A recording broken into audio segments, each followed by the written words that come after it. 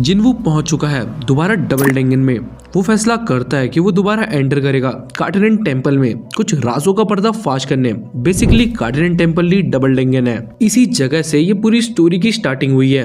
यहीं से उसे सबसे दर्दनाक मेमोरी मिली है और वो सिस्टम का प्लेयर भी यहीं से बनता है। हालांकि बात इस बार की कुछ अलग है, क्योंकि जब पहले जिनवू गया था तो वो बहुत कमजोर था एंड अब जिनवू जा रहा है तो आप समझ गए होंगे।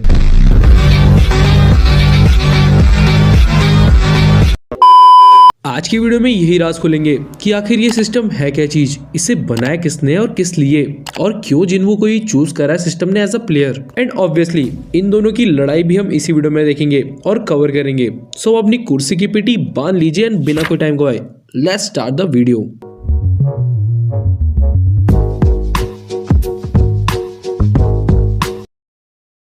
वीडियो की स्टार्टिंग में हम देखते हैं जिनवू तैयार हो रहा होता है और उसकी मम्मी पीछे से कहती है, जिनवू मुझे तुम्हारे लिए परेशान होने की जरूरत नहीं है ना। जिस पर जिनवू कहता है, बिल्कुल नहीं माँ, मैं बस एक अपॉइंटमेंट में जा रहा हूँ, मैं जल्दी वापस आता हूँ।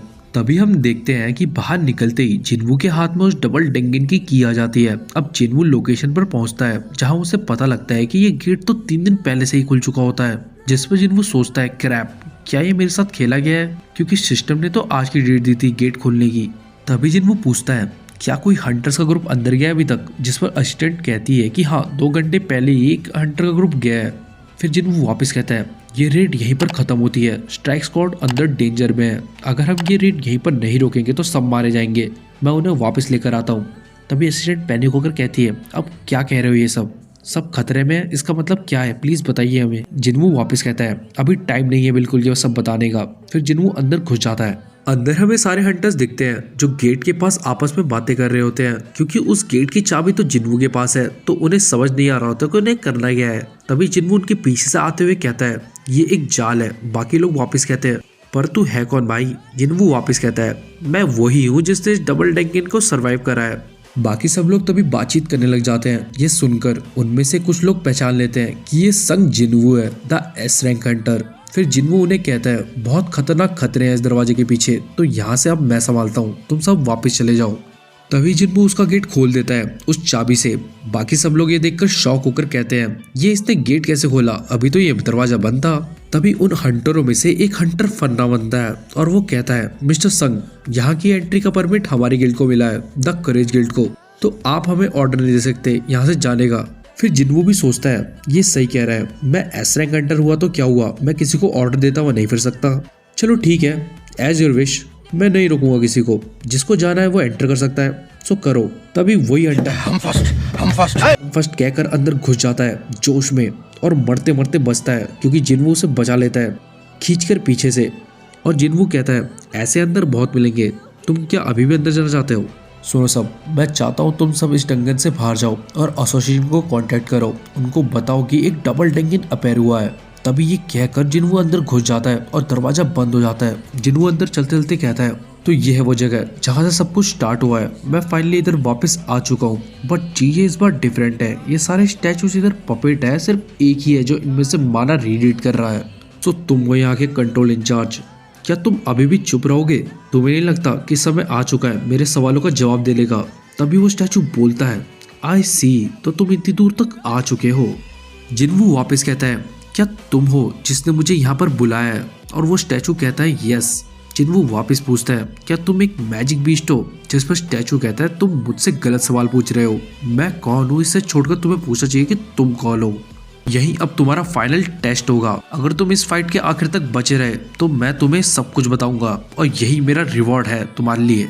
अभी जिनवू अपनी शैडो आर्मी को बुलाने का ट्राई करता है, पर उसी टाइम वो स्टैचू चुटकी बजाकर कहता है, ना ना मुन्ना, ये नहीं चलेगा इधर, ये एक टेस्ट है, तो नो चीटिंग अलाउड। मैं सिर्फ तुम्हें देखना चाहता हूँ, मुझे घंटा फर्क नहीं पड़ता तुम्हारे उन नौकरों की एबिलिटीज से। वही जिनवू शॉक होकर कहता है, क्या, तो ये बात है, कोई ना, यही सही। मुझे नहीं लगा था कि आज मेरे सारे पासे आज यूजलेस हो जाएंगे। खैर, मैं अपनी इन्वेंट्री तो यूज कर ही सकता हूँ, सो इन दैट केस मैं तुम सबको अपनी ताकत से ही हराऊंगा। अब जिनवू यहीं पर उन सब स्टैचूज को पेलना स्टार्ट करता है अपने डैगर से और लड़ते लड़ते कहता है, दैट्स राइट, क्या मैं इस मोमेंट का इंतजार कर रहा था। नहीं, बिल्कुल नहीं, मैं इस मोमेंट के लिए जी रहा था। ये कहने के बाद ही जिनवू वहां पर धूम मचा देता है। यहीं पर वो स्टैचू यानी आर्किटेक्ट कहता है, मानना पड़ेगा तुमने इस ह्यूमन बॉडी में इतना सब कुछ अचीव कर लिया है। मैं ट्रूली इम्प्रेस्ड हूँ तुमसे कि कितना ग्रो कर लिया है तुमने। बट स्टिल टेस्ट को खत्म होने में अभी बहुत टाइम है। देन तभी सबसे बड़ा वाला स्टैचू अपने सिंहासन से खड़ा हो जाता है और आर्किटेक्ट कहता है चलो अब भगवान को दोबारा पूजने का वक्त आ गया है। जिन्वू को अब लड़ते लड़ते महसूस होता है कि वो कितने भी स्टैचूज मार ले पर ये खत्म होने का नाम ही नहीं ले रहे हैं। तभी जिन्वू देख लेता है कि बड़ी वाली स्टैचू उसकी तरफ लेजर बीम छोड़ने वाली होती है। तभी वो कमांडर्स टच का यूज करके उस अटैक से बच जाता है और जिन्वू कहता है ये बहुत क्लोज था, मैं इसके डायरेक्ट हिट को तो सर्वाइव भी नहीं कर पाऊंगा अपने करंट लेवल पर भी, मुझे सबसे पहले इसी से छुटकारा पाना पड़ेगा। अभी जिन्वू ये कहने के बाद ही स्पीड से बड़ी वाली स्टैचू की तरफ जाता है। सामने से बड़ी वाली स्टैचू भी हमला करते हुए अपने पैर को उठाती है जिससे जिन्वू बच जाता है। देखो मुझे पता है जिसको मैं बड़ी वाली स्टैचू कह रहा हूँ वो एक रेप्लिका है सुप्रीम बीइंग की, सो मुझे कमेंट्स में भर मत देना। अब हम फाइट में वापस देखते हैं। जिन्वू अपने स्पीड और कमांडर्स अथॉरिटी के कॉम्बिनेशन से उस बड़ी वाली स्टैचू का एक और बीम डॉज कर लेता है और सीधा उसके कंधे पर आ जाता है और वहीं से म्यूटिलेशन का यूज करके उसके मुंह पर धड़ाधड़ स्लैशेस मारता रहता है जिससे बस उस स्टैचू को खरोंची आती है और कुछ नहीं। और ये देखकर जिन्वू भी शॉक होकर कहता है साला ये तो डीमन किंग की डैगर थी जो किसी चीज को भी स्लाइस कर दे और यहाँ बस इसे खरोंची पड़ी है। खैर कोई नहीं, अब मैं अपनी ब्रूट फोर्स का यूज करता हूँ, बस मुझे एम करना है उसके क्रीविस पर। तभी जिन्वू सीधा एक मुक्का दे मारता है उस स्टैचू के मुंह पर। ये देख आर्किटेक्ट कहता है मैंने कभी नहीं सोचा था कि ये कुछ ऐसा अटैक यूज करेगा मेरी मार्वलेस क्रिएशन के अगेंस्ट। यही हम फाइट में वापस देखते हैं कि जिन्वू धैड़ पैड़ मुक्के देने पर लगा रहता है उसके मुंह पर, लिटरली कुत्ता बनाकर मारता है वो। देन अगले ही पैनल में हमें वो बड़ी वाली स्टैचू की हालत कुछ ऐसे मिलती है जमीन पर पड़े हुए। इतनी बुरी हालत कर दी थी जिन्वू ने इसकी। तभी जिन्वू अब बाकी सबको भी ढेर कर देता है अपनी कमांडर्स अथॉरिटी के बदौलत और कहता है फिर थैंक्स टू दिस बैटल मुझे लगता है कि मैं अब और पावरफुल हो चुका हूँ। तभी आर्किटेक्ट ऊपर से नीचे आता है ताली बजाते हुए और कहता है इम्प्रेसिव। जिन्वू वापस कहता है उसे तुम्हें अपना प्रॉमिस याद है ना। फिर आर्किटेक्ट हंसते हुए कहता है पिक्चर अभी बाकी है मेरे दोस्त, तुम्हें दिख नहीं रहा कि मैं अभी भी बाकी हूँ, मैं हूँ तुम्हारा फाइनल टेस्ट। तभी जिन्वू को क्वेस्ट भी मिल जाता है कि तुम्हारे दिल की धड़कनें बंद हो जाएंगी अगर तुम एनिमी को दिए हुए टाइम में नहीं हराओगे तो। जिन्वू वापस पूछता है तुम हो कौन आखिर। तभी वो कहता है तुम जानना चाहते हो मैं कौन हूँ, फाइन बताता हूँ, मैं हूँ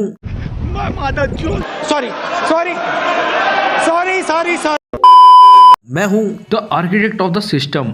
अब तुम सेटिस्फाई हो मेरे आंसर से। अब हमें सीधा बाहर का सीन दिखाया जाता है जहाँ पर पूरी सर्विलेंस टीम पहुंच चुकी होती है डंगन के अंदर घुसने के लिए। मिस्टर वू कहता है मनी मन में कि मैं ऑलरेडी जानता हूँ कि ये सब इनफ नहीं है मिस्टर संग के लिए, मैं जस्ट वॉर सिनेरियो के लिए प्रिपेयर कर रहा हूँ। तभी मिस्टर वू डंगन के अंदर जाते जाते रुक जाता है और वो शॉक में खड़ा रहता है और कहता है ये क्या चीज़ है, क्या तुम लोगों को भी महसूस हो रही है, ये हड्डियां जमाने वाली ऑरा किसकी है और ये आ कहां से रही है। मैं एक टेरिफाइंग स्टॉर्म ऑफ माना को फील कर पा रहा हूँ। फिर मिस्टर वू पीछे मुड़कर कहता है भैया इसमें घुसना तो मौत को चुम्मा देने के जैसा है, जल्दी ही और एस रैंकर्स को भेजो जो आसपास हैं। तभी उसे पता चलता है कि मिस्टर चोई जोंगिन और मिस चाहिन दोनों आ रहे हैं इधर। उन्होंने पार्टिसिपेट करने के लिए एग्री कर दिया है इस डंगन के लिए। मिस्टर वू वापस कहता है जल्द से जल्द इमरजेंसी रिक्वेस्ट डालो बाकी हंटर्स गिल्ड में।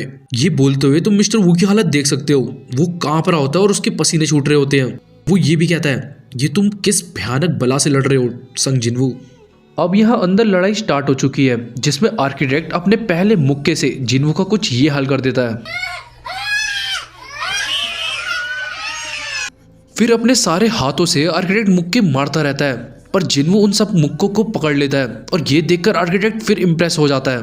तभी काउंटर में जिन्वू एक मुक्का जड़ देता है आर्किटेक्ट के मुंह पर सीधा, जिससे आर्किटेक्ट दूर जाकर गिरता है और उठकर कहता है किसने सोचा था कि एक ह्यूमन से लड़ने में इतना मजा आएगा। मैंने अपने इतने सालों के जीवन में कभी नहीं सोचा था कि एक ह्यूमन मेरा वर्दी ओपोनेंट बनेगा, क्या बात। फिर जिन्वू भी सोचता है कि इस बंदे ने मुझे यहाँ पर बुलाया जैसे ही मैं लेवल 101 का हुआ और इसे लगा कि मैं इसके मैच का नहीं हूँगा, बट मैं ये कर सकता हूँ। ये सोचने के बाद ही जिन्वू कहता है हे आर्किटेक्ट, अभी भी मेरे बहुत सारे सवाल का जवाब नहीं दिया तुमने, जैसे कि तुमने ये सिस्टम क्यों बनाया और मुझे क्यों चूज करा एज अ प्लेयर और ये क्या चल रहा है इस दुनिया में। तभी आर्किटेक्ट कहता है ओ तो तुम्हें जानना है, आई सी, पर तुम्हें हर सवाल का जवाब जानने के लिए उसके लिए तुम्हें मुझे नहीं मानना पड़ेगा, है ना।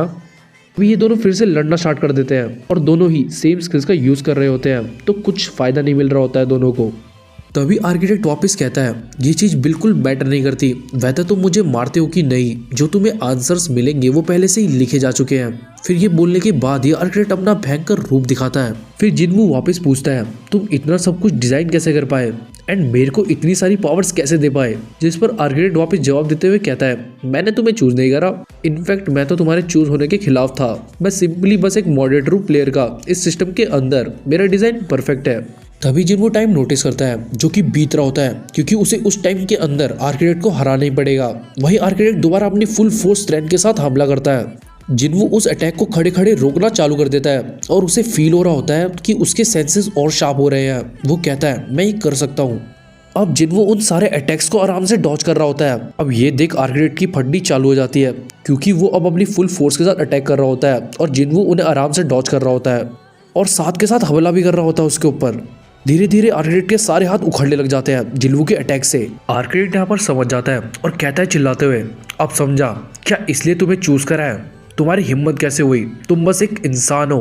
तभी सारे स्टैचूज वापस खड़े हो जाते हैं और टाइम बस 3 मिनट का बचता है। जिनवू अपनी कमांडर्स एबिलिटी का यूज करते हुए उन सबको ढकेल देता है और एक तरफा सबको पेलते हुए भागता है आर्किटेक्ट की तरफ और सीधा अपनी तलवार आर्किटेक्ट की गर्दन पर रख देता है। और अभी भी 2 मिनट बचे होते हैं। यहाँ पर आर्किटेक्ट हार मान लेता है और ये टेस्ट ओवर हो जाता है। और ये हालत देखने के बाद आर्किटेक्ट की मुझे वही बात याद आती है जो उसने बोली थी, पिक्चर अभी बाकी है, मैं बोला है ना, पिक्चर अभी बाकी है। Meanwhile,